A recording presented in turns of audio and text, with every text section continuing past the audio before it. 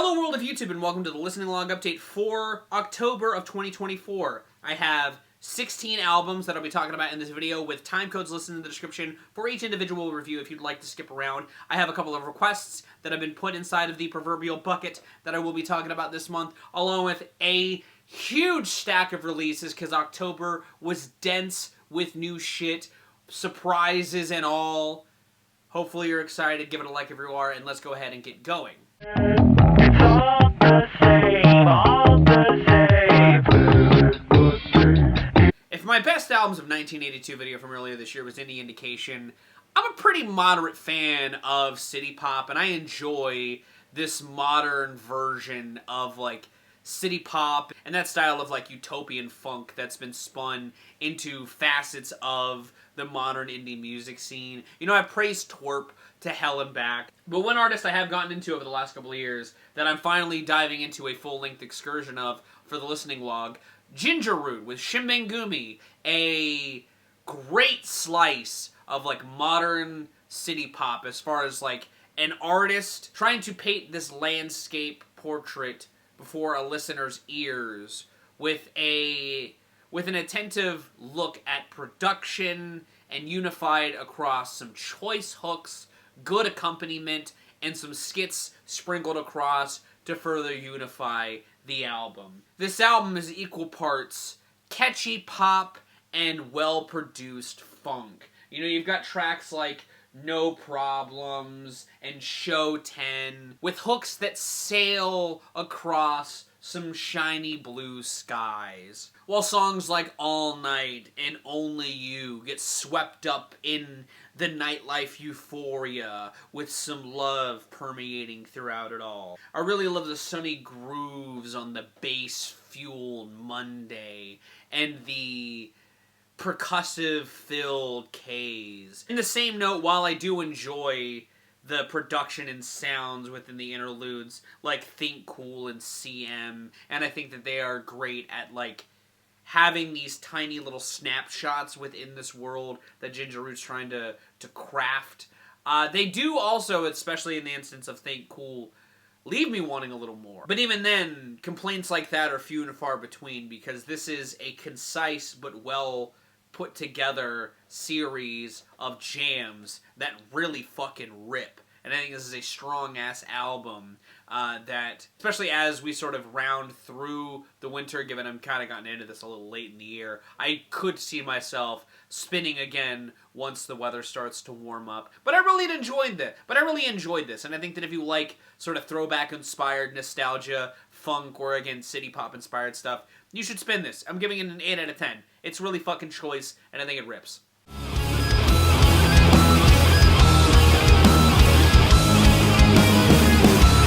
This recent Blood Incantation album, Absolute Elsewhere, is what I was wanting or hoping their last outing, Time Wave Zero, to be, as far as further diving deeper on a love of synths and ambience. While that record had that in spades and thought it was okay by the end of its runtime, I think that this album is leagues better. It both wastes no time showing off that traditional death metal sound that they had hooked me in with initially, but even amidst the first of these 3 parts of this 2-song suite that sort of makes up this record, this Stargate, they also don't waste a second in regards of showing those synths ideas still being a core piece of this band. The solo on the back half of the Tablet 1, the first part of the Stargate, has this vintage sound to it on its own that I would compare to, like,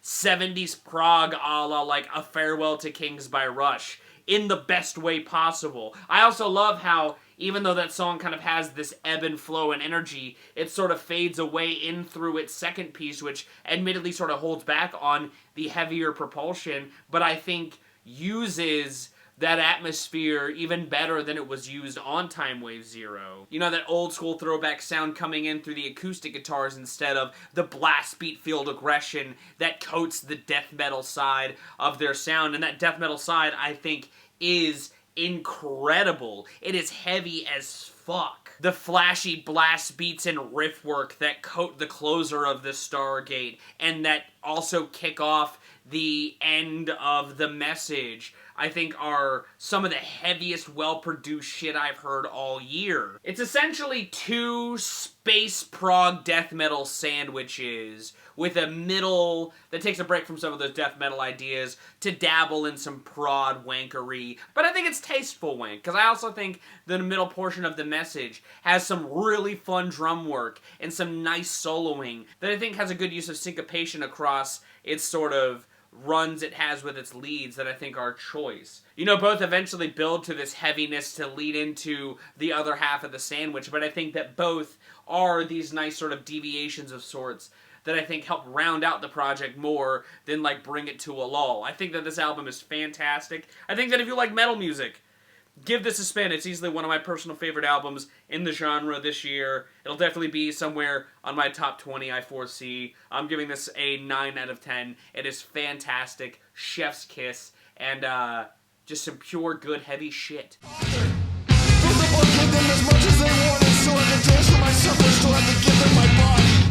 I really love when a band sees what works on an album and knows just where to take that direction in a way that grows instead of just does hard pivots. I don't mind a hard pivot every now and again.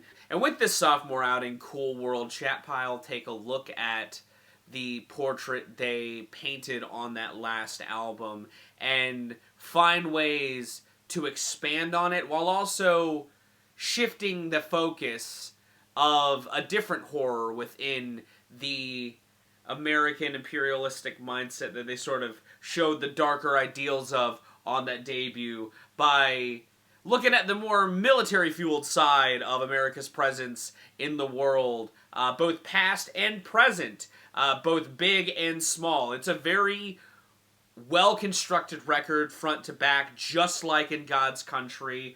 I think the production is next level. The bass on here is fucking rattling and helps, again, the band feel fuller than ever while also selling the intensity of the horrors that they're writing about just as effectively as it did on that debut. There's an unhinged swagger that lies throughout the gritty riffs on Shame, where they sort of look at America's modern place as not just a almost war-hungry country, it feels like, but an arms dealer helping whomever they see fit cast horrors upon their enemies, leaving us still a second hand in that transaction. Funny Man is this almost militaristic march about being a cog in the American military-industrial complex and all of its darker emotions that go with that. The opener, I Am a Dog Now, almost feels like a tangent or evolution from, like, the messaging on a track like Too Many Puppies, and it's not just the dog allegory.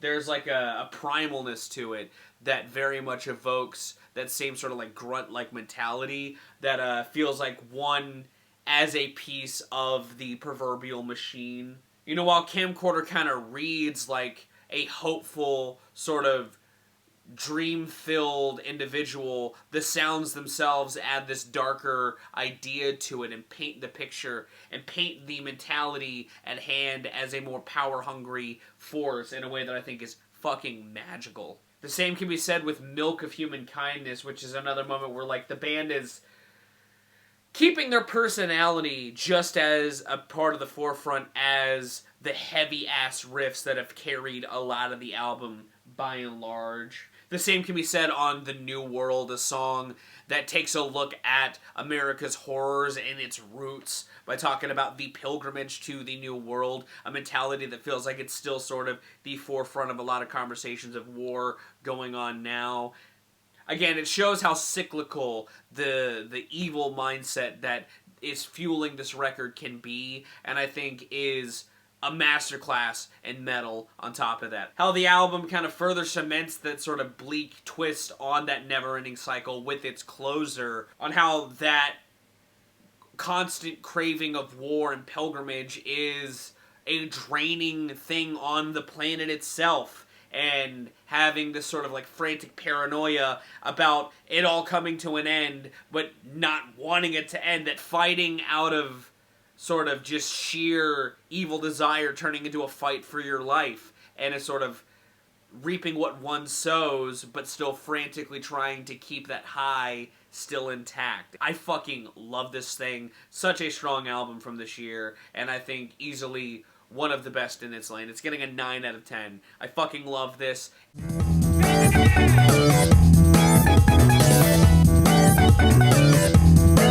I'll be honest, I spun Rat Taxi by Louie Zong, not knowing who the hell this guy was, unaware that Shake is actually in particular aware of his stuff and a fan of his stuff. Rat Taxi is a similar record in the vein of like Return to Wherever or Shinbangumi, if you're wanting another record from this month, where it's sort of trying to audibly paint a portrait. Within the case of Rat Taxi, a choice cut to sort of add a vocal POV in this world of living as a rat taxi driver in the big city. As I said in the Shinbangumi review, though, I enjoy that sort of album construction style. I think it's a fun sort of creative practice of sorts. And I dig the instrumental palette that Louie Zong is pulling together on here. It's all very funky, and sort of, again, similarly to Ginger Root, falls into the same realms of like city pop inspired stuff that's gotten more and more popular over the last handful of years. While the album sort of leads with this bombastic brass and it crops on Traffic Jam, and it sort of crops up in the Tapestry on tracks like Recess, the heart of this record more feels within the synth funk side of a song like Recess, with songs like Basement Boogie and even Dumpster Disco and Home Bass having their just bass-filled grooves with a synth texture coating it all that I think comes together so very well. I also enjoy the one vocal collaboration on here, Cheesy Street with Dantan K. I almost wish that there were more of that to further put the listener in this rat taxi world, especially given that like taxi driving in its time was a semi-social interaction or job. You know, it would have been cool to get like a different type of POV in that world, or different types of things to round out the world. But as it stands, this selection of sights through a small set of eyes is pretty solid.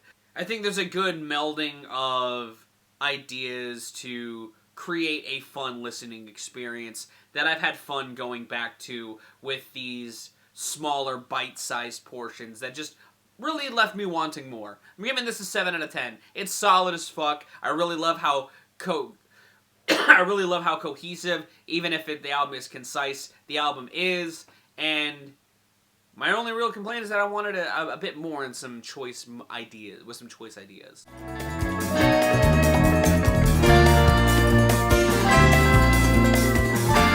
You know, I wasn't wholly surprised when Black Midi broke up earlier this year. Not to say that they were a bad band or they were destined for failure, quite the opposite. So fucking talented. All three of their albums are impeccable, at least a 9 on each across the board.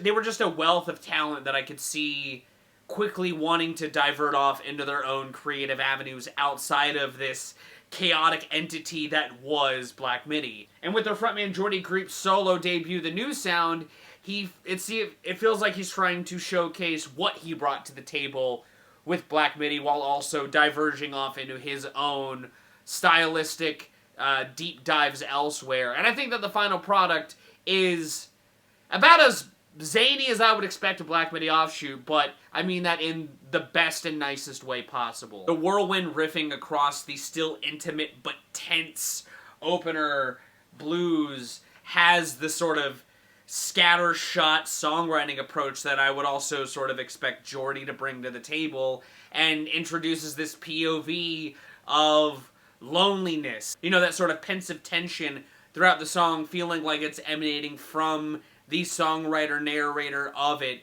And throughout the album, he sort of pops out in these minor aggressive tendencies, while also at its heart just wanting some deeper passion. It's a well-constructed record, in my opinion. You know, I expected the other off-kilter guitar stuff like Holy Holy, and even some of the sort of uneasy use of accompaniment that creeps out throughout If You Are But a Dream, and walk-up sort of surf, beach adjacent intimacy. Hell, even the instrumental palettes of like the title track and Bongo Season don't feel too far off the wheelhouse with where we know Geordie to be from. And I like how even those sort of more peaceful or less frantic ideas don't lessen the personality-driven songwriting. If anything, they add more to the uneasy edge that Geordie sort of writes with on here. You know, there's this deconstruction of character that happens on Walk Up that feels like he's just spitting at the listener amidst this really calm groove that fits right at home with the pleas that were ringing out on Holy Holy just a few songs prior. As if Waltz has this sort of euphoric rush throughout the string swells as Geordie sort of pleads to be remembered in some instance, that I think adds to the deeper tragedies with the record, and I really like it. I like how he pulls a lot of this together. There's a lot of interesting ideas on here. I overall really appreciate what Geordie's sort of paying a tribute to sonically on here with some of the lush instrumentation and the grooves, and how he decides to use his love of an uneasy groove throughout this. And I think that if you like, or if you've ever gotten into 70s prog or jazz, I feel like you should definitely spin the new sound if you haven't. This is a well-done record. It's gotten a lot of praise over the last month since its release, and I think it's absolutely deservedly so. This is also going to end up somewhere on my top 20 of the year. I think that it is fantastic as a whole. I'm giving it a 9 out of 10. I think the overall vibe of this is equal parts calming and off-putting, and I love how the two worlds sort of dance together on this release.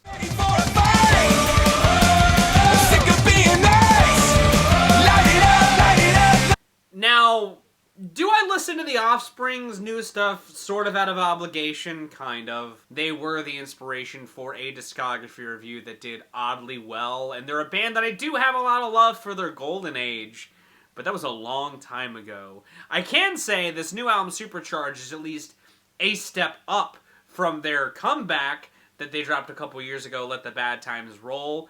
Easily one of their worst albums in the career, with a melding of alright to terrible execution across the board on songs. While Supercharged still doesn't feel like the band in their prime, it at least has a solid consistency that I would say sets it above some of the lows in their discography.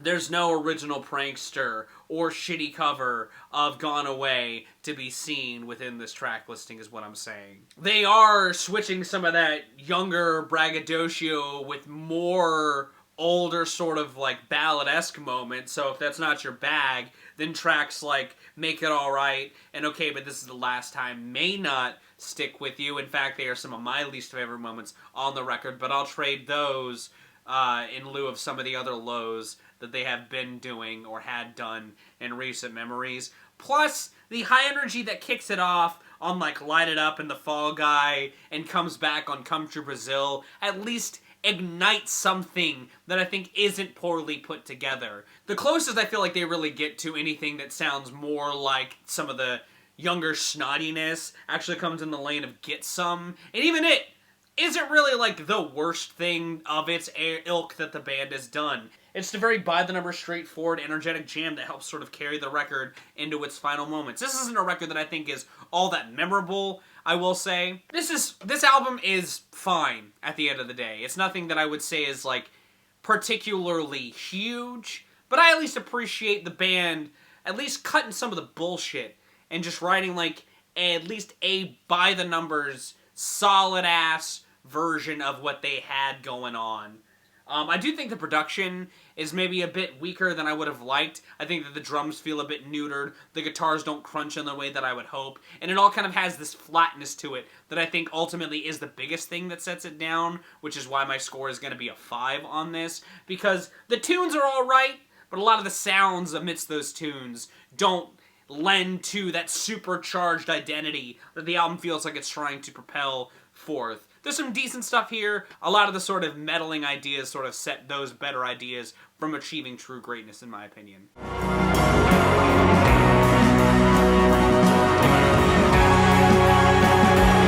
while I've been very bad about keeping up with Godspeed You Black Emperor's most recent output, they are a band that I do love, especially their Golden Age, some of my favorite albums in their lane.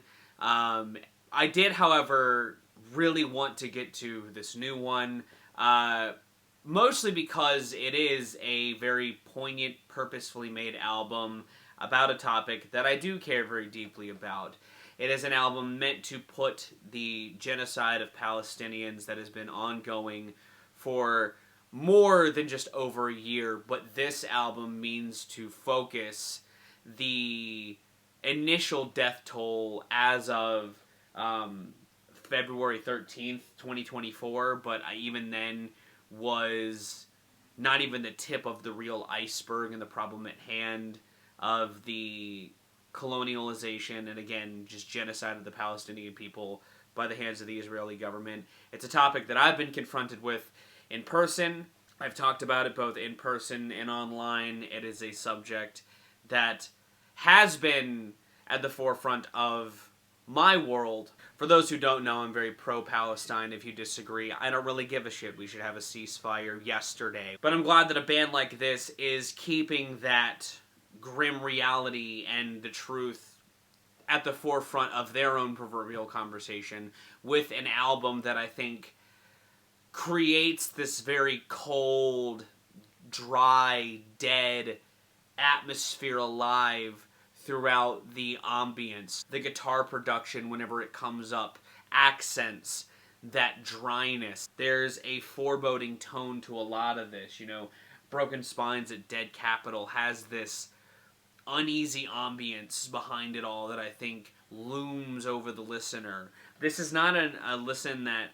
It very much feels in the wheelhouse of the band, and I think that as far as like them sort of playing to their strengths as builders of a soundscape, they very much show off that craftsmanship tenfold across this. While each song is obviously purposefully named, you know, moments like the poem Throughout Raindrops Cast in Lead and the way that they're produced add to the POV feeling of the whole experience of this record. You know, it sounds as if it's coming from somewhere in the mess around you. It is a, again, just well-crafted record by these guys. I think it has me more curious to where they've been for the last handful of releases, since I'm kind of far behind on their stuff. But I think that as far as the group having a mission statement and pulling it off, they do so pretty strongly on here. It's a hard reality to face, but I think that the band puts the listener in that reality spectacularly. I don't know where it's going to end up on my favorites of the year, but as far as like essential music for the year, this is a great example of it. Absolutely worth your time. Not much in the vein of other notes. Quality shit all around. Then why'd you have to leave me? Don't say you're sorry. This Bilmuri project, American Motorsports, was requested by Rockin' Movies with Tyler. I had seen him putting some high praise towards it, so I figured I'd check it out. And hate to disappoint you, man, I really didn't like this thing, though. And I know that in some instances it's purely a taste thing, because like I know that this band does have some fans. Ironically enough, after spending some time with it, I had realized that they were in some circles with some like other content creators that I have been sort of seeing crop up on my feed, and those worlds sort of collided recently, and it was an interesting sort of culture shock of sorts, because I'd never heard of these guys. I didn't know that they became from a spin-off from Attack, a band that I honestly don't have much of an opinion on because I've never been much of a fan of. I'm on the other side of this project, about as baffled as I was when I looked into the album and saw the genre blending that it was described as having, because it surely is a blending of these, like, 2010s era booming pop-punk drums with, like, teases of breakdowns with this pop-country twist that I think creates this combination that I just really don't like. It leaves the worst kind of taste in my mouth. I think that, like, the catchiness is catchy, but in all the ways that, like, I don't look for. I'm also not the biggest pop country fan, so, like, a lot of the flips on tracks like 2016 Cavaliers and Better Hell weren't for me. Really didn't like them. I also think that the juxtaposition of production that bold without anything to really cement it in something heavy leaves me with this feeling upon spins that just further pulled me out of the experience. It was like a proverbial blue balling of sorts that I think gave me this dissatisfaction whenever I spun it. And that's not to say that it's like completely devoid of anything I like, because I do enjoy the saxophone when it crops up. It does crop up in 2016 Cavaliers. I like it a lot on Blindsided. I think it cuts through in the point in that song that it comes in like a fucking knife. And I think that it's a nice sort of continuing piece of the recipe over the last couple of songs. But I don't like this. Themes of like breakup and heartbreak felt at home with the more country tinged soundscape, but I just don't think that those ideas paired with the fucking overproduced drums and the bass and guitar that never really did much to dazzle with its teasings of something more. I'm giving this a 3 out of 10 because I know that like some of it is a taste thing, a personal preference thing, but I also think that there's just some components of this that I think sound not good. That's another red flag. That's another red. Can I be frank with you, even if that's not my name? I like The Smile. I've loved their 2 albums that they've dropped so far, and I even enjoy this new album, Cutouts, to a decent degree. But I also have zero desire to revisit these albums after I leave them in the rear view. And that's not to spit in the face of what they have going on. I enjoy the foreboding ideas that they were concocting on those 2 albums that feel like kindred spirits of each other, and I like where they turn some of those foreboding ideas into an icy knife that digs deeper throughout pockets of this.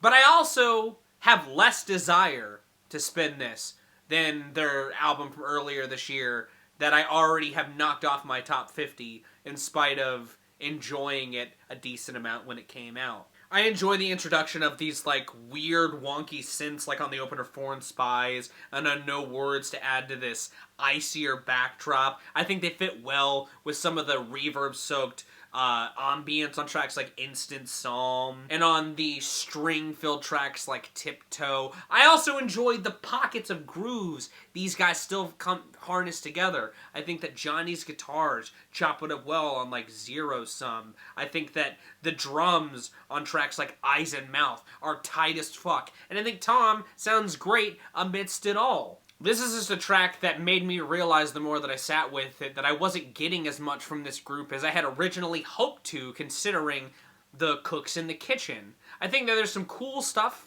in the tapestry, and I think that there are some deeper ideas that they're trying to explore conceptually from a lyrical standpoint, but I'm not taking a whole lot away in that regard from this, unlike what I did, especially on that debut in pockets of Wall of Eyes. Honestly, parts of this kind of remind me of some of the moments from other like Tom York adjacent projects like Atoms for Peace. Not in a bad way, because I enjoy that project too. It just has that sort of like idiosyncratic sort of like sound across it that feels like just another piece of what these creative minds are pulling together. It's a great showcasing of unity and talent amidst this growing in dread world that it's sort of trying to pull together in some pockets. But again, it doesn't leave me wanting to come back in the ways that, especially this month, some albums that I spun certainly did. It's not bad.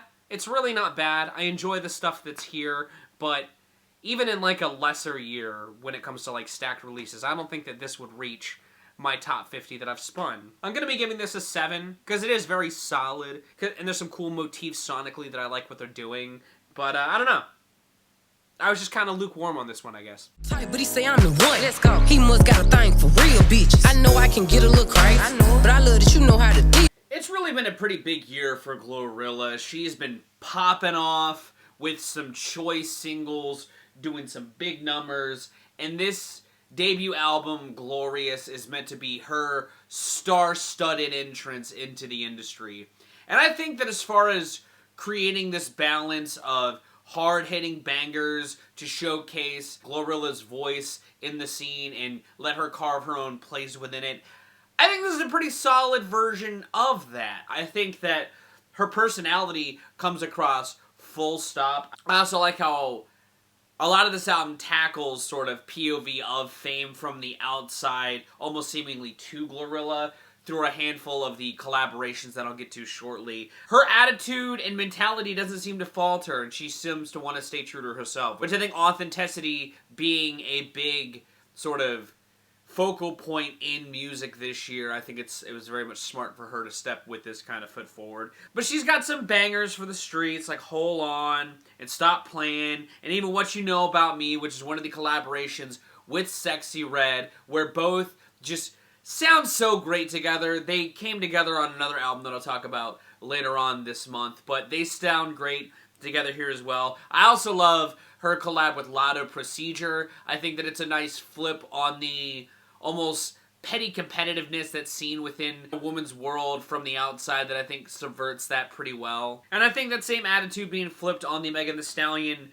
collab, How I Look, is also just a nice thing to see. People bringing other people up. You love to see it. And that same positivity does permeate throughout other parts of the record, like the two-piece Rain Down on Me and Glow's Prayer, where she kind of pivots a little bit from the club music and the bangers to something a little more sincere, and I think it sticks to the landing relatively well. They're not my favorite songs, but I think they still stand out amidst the TGIFs and the Letter Cooks, which are more looks at the style she kind of came to the forefront with. They're a nice sort of middle of the album pivot that I think suits the album pretty well. I do like the songs, though. I think TGIF being an example of showcasing that I'm a strong, independent woman who doesn't need a man, it is a great version of that type of song. And I think Let Her Cook is a nice little sort of follow-up jam that she has been pushing post that record. And while I love her as a collaboration, some of the other collaborations I don't think hit as hard, like Step or Don't Deserve. And there's some other pockets where I feel like the album reaches some lulls, where the album cut-ass jams definitely sort of stick out like thumbs in the project.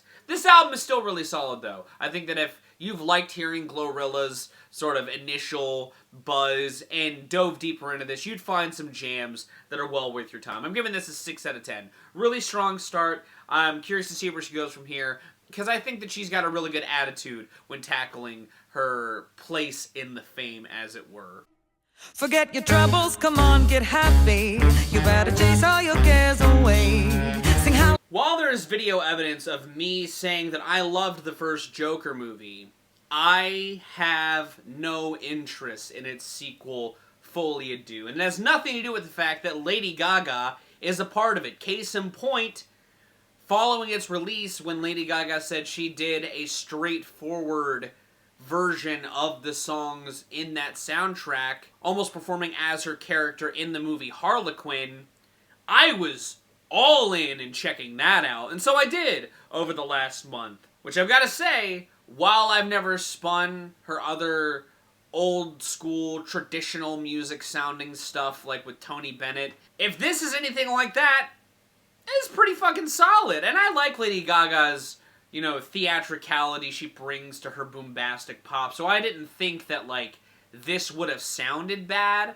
It's also just a style of music I don't seek out. I don't seek out these, like, covers of traditional songs like Get Happy, or Oh When the Saints, or That's Entertainment, or Smile. But I think Gaga's interpretations of those, while very straightforward and having all the, like, classiness of, like, an old school show tune, I think her voice suits that genre, so this ends up being pretty damn solid. And all the straightforward production of it does is enhance just how solid it is. Now, is my score more going to affect the fact that I don't necessarily like some of these songs at the end of the day? Sure. Like, her version of Folie à Deux is fucking beautiful.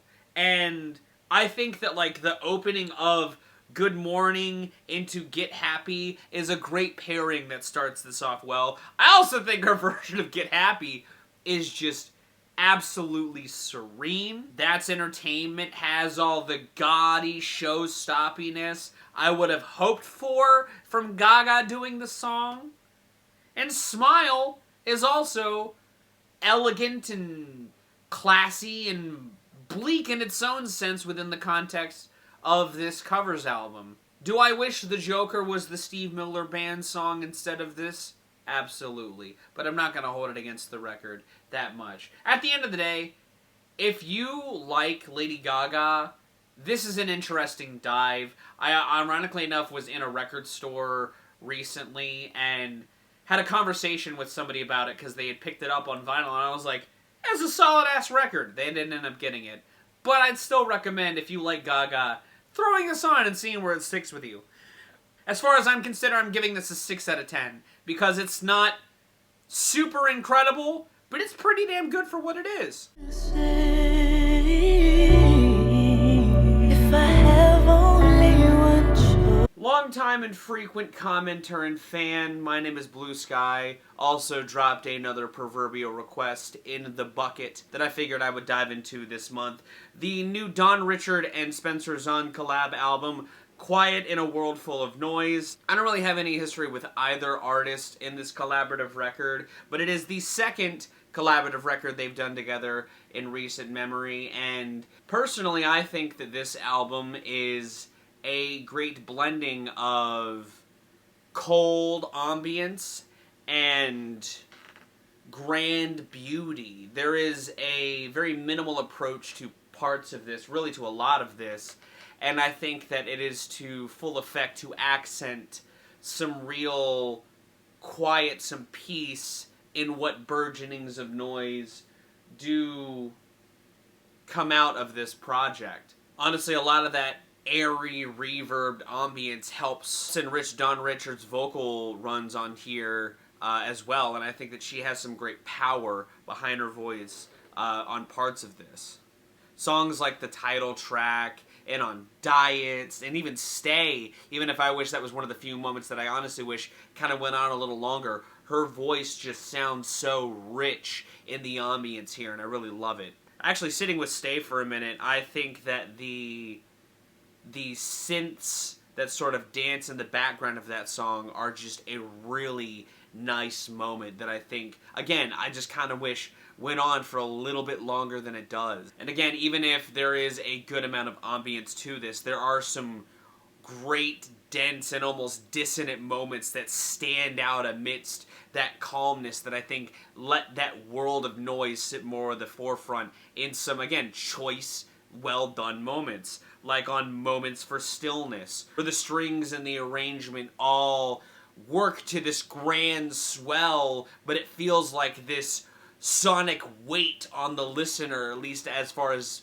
the progression of this record goes. And I think that it helps bring in the grandness that a track like The Dancer Following builds to into this great pairing on the album. You know, the crescendo that that song reaches is absolutely beautiful. I really love the piano leads on tracks like the opener, Stains, and Breathe Out as well. I think on Breathe Out especially, they just create this sad, ominous tone that I think helps welcome in, again, the other sonic accompaniments just so beautifully. This is a great album. I think that if you love ambience, if you love well-arranged, just beautiful music, this is a great example of that. This is a strong outing that, again, just has a lot of really good sonic ideas in the pot. Again, some I kind of wish went on for a little bit longer. I could have used more of Breathe Out as well. I think that it has, again, just this great atmosphere that I could have sat in for just a bit longer.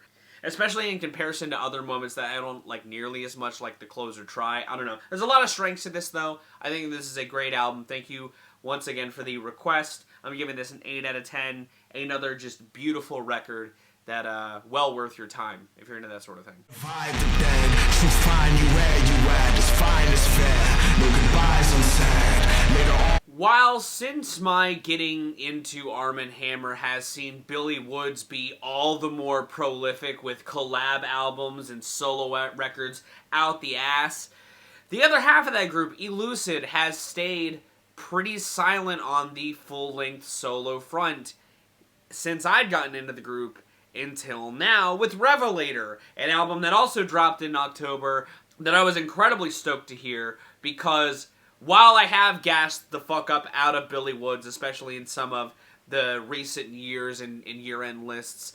I was hoping that Elucid would come to bat with that same level of creative vision. And on Revelator, I think he does, by and large.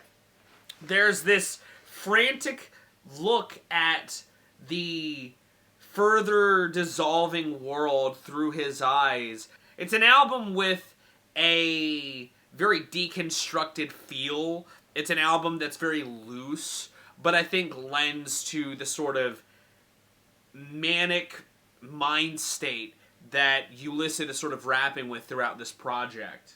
There's a paranoia that looms throughout tracks like CCTV and RFID, whose sonic backdrops only further steep the listener in that madness. I love the whirlwind shifts those songs can take, especially RFID. That instrumental is all over the fucking place, but I absolutely love it. That sort of freeform approach also lending to these stretches of catchiness amidst the chaos, like on the outro of Slum and Disregard, or throughout Hush Puppies. The former feeling like it's spitting in the face of landlords, and the latter just seeming like him trying to remember his order before going to a fish restaurant, craving that proverbial fish. He's also got Billy Woods, his Arm & Hammer cohort, on a couple of tracks on here with Bad Pollen and Instant Transfer, both of which great tracks. I really love the denseness on Bad Pollen. That beat is thick as hell, and I honestly think that Billy Woods' hypnotic hook on there sort of lends to the sort of lull that song kind of taps into. I also think Sketch 186 is great on K4 if we're talking about the other collaboration looming in the room on this project. All in all, I think it's a great outing from Elucid. I want to hear him do more on his own because I think his brand of like bar spinning on its own is also really fucking choice. He's kind of giving like bus driver on pockets of this project, and I mean that in the best way possible. I think that the way he writes about the world and the way that he and his beat choice is a lovely pairing. This record knows how to get wacky and mad along with like frenzied and chaotic, and I really appreciate that about it. I'm giving this an 8 out of 10. It's not my favorite rap album I've heard this year, but it is easily still in the conversation for like one of the best I've spun this year. From the ground, captured by what? You know, it's funny, I didn't initially plan to spin this album until November, but because I knew Chromacopia was on the horizons, I figured I would spin the new Better Lovers album, not to, like, keep it in my own proverbial headspace in case I decided to delay the October video. Shockers, I did use that time to sit more with this record because Chromacopia has become something that I've kept heavy in my rotation. But God Made Me an Animal was a really strong introduction to this cocktail that contained the ghosts of Every Time I Die and Dillinger Escape Plan, and melded their own brands of heavy artistry together in this delicious fashion. I was excited to hear a full-length version of that.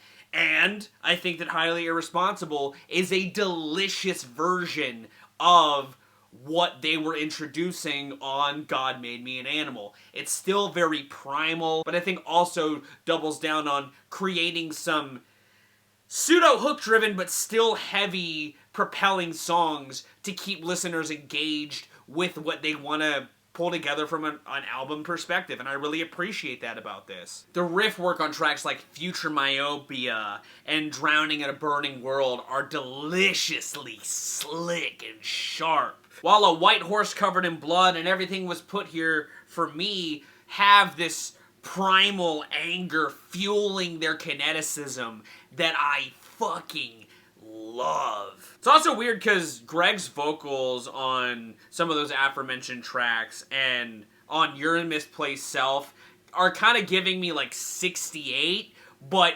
infinitely better, and I think that band is pretty fucking solid. But as a fan of what like bands like that have going on, I think that this is a much more rewarding and fulfilling version of that. And I think because I'm on top of those heavy-ass ideas, they do have moments like Deliver Us From Life and At All Times that show off a good use of melody and even production to highlight the band in full, because the bass on those tracks is fucking meaty and I love it. As a fan of production in this genre, letting bands sound full and showcase their pocket, but retain that character grit, that sort of identity amidst a sound, this is a shining example of something that I would say is a good version of that. As a whole, it lives up to all of the hype I had put up for it, essentially, at the end of the day. I think that if you like either act I sort of mentioned as the meeting of the minds behind this project, you should spin this. It's absolutely worth your time. This is a great album, 8 out of 10 experience.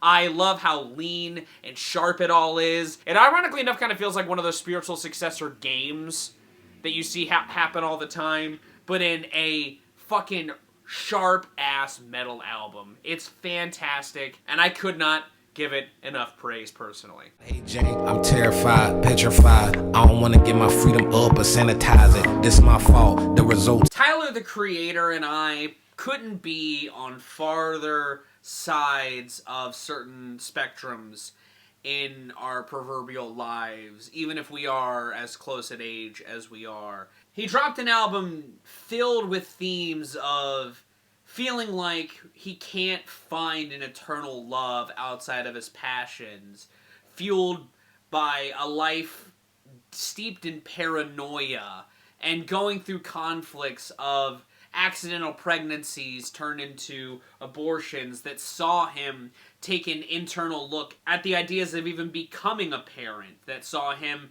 going even deeper on the reflective path. The week I was getting married. That being said, I can't stop fucking spinning Chromakopia, because outside of those themes and all the drama that fuels the various stories he weaves throughout Chromakopia, at the end of the day, the album is about being true to yourself and not letting anybody, for any reason, dull your own proverbial shine. And I think that theme rises above all of the potential negativity that could be seen in either side taken in the drama within this record. I think that exploring the drama is done so very artfully well. You know, he teased these two different types of songs with Noid and Thought I Was Dead, whose full versions further extend the portraits of their proverbial subjects splendorously on top of that. I love the paranoia-filled Noid. I think that like old school style production on the drums with that fuzz just lends to that seedy unease so well. It's catchy as fuck on top of that, and when he actually comes in with this verse, it just hits like a bomb. Adversely Thought I Was Dead is this deconstruction of perspective, with Schoolboy Q coming in the full version to sort of extend his thoughts seemingly from Blue Lips into Chromakopia's ideas, and I think the two marry together so very well. Speaking of collaborations, Daniel Caesar was teased on the opener Saint Chroma. He crops up there and on Take Your Mask Off, lending some great melody work. Outside of that, Tizo touchdown on the emotionally heavy Darling I helps send that song's infectiousness over the edge. It's a love song about the inability to fall in a deep love. It's a fucking beautifully poetic song that I absolutely adore. Lola Young also lends some incredible vocal work on Like Him. I've seen some theories online of people saying that Lola's supposed to represent a young Tyler because the song is about living a life being constantly compared to your absent father and the effects that it had on him before the revelation of the reality of why his father wasn't in his life, being this huge sort of turning point emotionally in parts of the record within the context of Tyler's career that I think also just lands like another atom bomb on the listener. One of the things I also love about this album is how it sequences those emotional bombs before these moments of not necessarily levity, but uplift after that to sort of pull the listener back from the deep, dark crevices that one might mentally be left in with those emotional moments, like Balloon following Like Him. Balloon being my favorite song on the album, with my favorite feature on the album, with who is easily one of the biggest superstars of the year, Doechii, who has easily the best feature on the album. Like many, I was online the day the album dropped, and my immediate first takeaway from the record was, I air this bitch out like a queef, because it's personally one of the best lines I've heard in a rap song in a year, stacked with great lines in rap songs. It's an electrifying penultimate song that feels like the perfect nugget to bridge the emotional weights of Like Him into I Hope You Find Your Way Home beautifully. Other songs in the same vein, like the absolute stomping posse cut Sticky with Glorilla, Sexy Red, and Wayne coming in to keep it sticky. It feels like the kind of cypher that's wrought out when hanging out with your friends, and I absolutely love the way that song is produced. But Tyler shines on his own on top of that with bangers like Ra-Ta-Ta, helping electrify the open, and other emotional heavy songs like Hey Jane and Tomorrow, where he talks about the proverbial where he talks about the aforementioned pregnancy and the ripples that that era of his life had on him, reflecting, especially when talking about having kids, on a track like Tomorrow, help bring that emotional weight even further down into a well-lived reality. I love this fucking album. I think that it is a great balance of levity and drama. It is another great artistic entry in Tyler, the Creator's discography. I'm glad I sit on doing discog reviews for at least about a year before doing them, because I will be spinning this, and I already have been spinning this in context of the discography for that video at a later date. But as far as the rating for Chromakopia goes, easily one of my favorite albums that's dropped this year. It's probably going to be something I don't stop spinning for months to come. I'm giving this a 10 out of 10. It's another fantastic record from this year that is easily another album of the year contender for me personally. Ulterior motives that's getting exposed. Not enough money to give up my soul. I set the standards, you live up to those. Light speaking through me, it's not more, it's cold. I cut you off because... You know, I didn't really have any particular reason why I didn't talk about this new Big Sean album last month. I had sat with it a couple of times. I think just in production, it kind of fell to the wayside in the grand filming of it all. But I have been sitting with it some more, just because, like, it's not a record that I would say is one of my least favorites of the year. It's got some pretty good jams on it. I'm left with a sort of train of thought at the other side of this album while sitting to do this review, though, and it's that if Drake really is sort of on a downfall, as some would say, in certain lanes in hip-hop, and some people are praying for his downfall, especially in the wake of the beef that happened this spring, this album in particular sort of highlights where Big Sean could just kind of take his place in that lane as one of the more forerunners of the style. Because there's a handful of pockets of here that reminded me that Big Sean in some avenues does remind me of Drake in his songwriting approach and his structure. You know, bangers like Yes or On Up or even Something, which has an aspect of it that I'll talk about a little later on in the review, but remind me of like Drake-esque bangers. The ironic thing also on top of that is that while I think he could fit in that niche just as strongly, there are pitfalls on this album that I think lie within the likes of like a Drake album, only this is much more solid than a handful of the last Drake albums. I think this album starts on a really strong run from Iconic through Who You Are, even if Who You Are is like the initial pivot into a little more of a strip back in the songwriting that Big Sean does from time to time that I think waters down his records. I think that Typecast is a great-ass banger that sort of leans into some of the subversions of leaning away from his sort of lane that he's stayed in, and I think that it, amongst a couple of other uses of that pivot, stick the landing. I also think that Break the Cycle is a solid collaboration with Charlie Wilson. One of the better collaborations on the project, honestly, and that's something that I'll get to a little later on in the review because it's kind of one of the bigger disappointments of it. But I think that there's other tracks woven throughout the track listing that I think come together pretty fucking well. You know, if we're talking about leaning into the album's sort of Pseudo Concept, tracks like Boundaries and On Up also continue those threads really fucking well. I think Boundaries helps sort of throw the album into its last leg really well. I think Precision, another Drake-ass sounding track, My Life and Together Forever are a pretty decent stretch to close it out. This album more just falters for me, and some of the other collaborations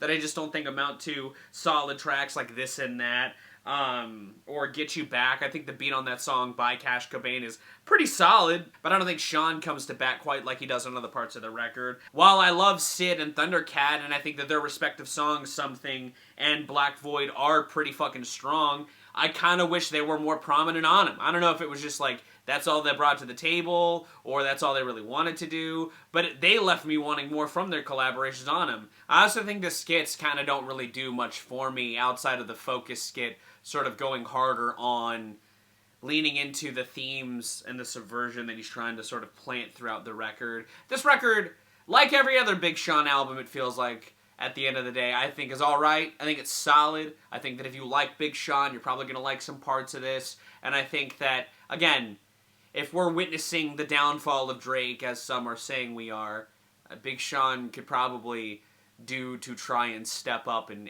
take his lane at least a little more, or at least subvert it and change it, as he's trying to do here, but like double down on that.